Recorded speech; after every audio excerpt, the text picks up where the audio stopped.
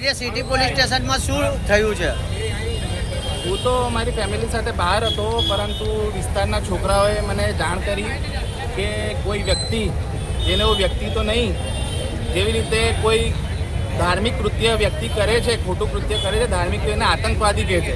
તો આને પણ હું એક આતંકવાદી જ કહીશ, જેણે મક્કા મદીનાના ફોટો સાથે પોતાનો ફોટો લગાડીને હિન્દુ ધાર્મિક સોંગ વગાડીને મુસ્લિમોની લાગણી દુભાઈ છે.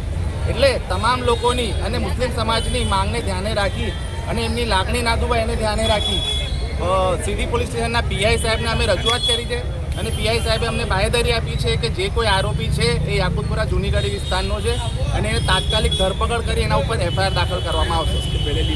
સિટી પોલીસ સ્ટેશનમાં જે મુસ્લિમોનો જે આક્રોશ છે એ આક્રોશ જે દેખાઈ રહ્યું છે એના વિશે તમે શું કહેવા માંગો? આક્રોશ તો દેખીતું છે, આક્રોશ તો રહેવાનો જ છે, કારણ કે મક્કા મદીના એ અમારા માટે સૌથી પાક જગ્યા છે અને રિસ્પેક્ટેડ છે.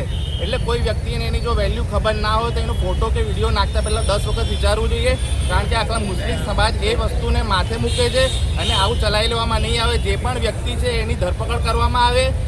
એના ઉપર અગાઉ પણ એવા ગુનાઓ થયેલા છે અને એને લીમવાલી મસ્જિદનો પણ એવો વિડીયો નાખેલો છે અગાઉ. એટલે આવા વ્યક્તિને પાસા કે તડીપાર કરવી જોઈએ એ મુસ્લિમ સમાજની માગણી છે. શું નામ તમારું? એડવોકેટ જુનેદ સૈયદ.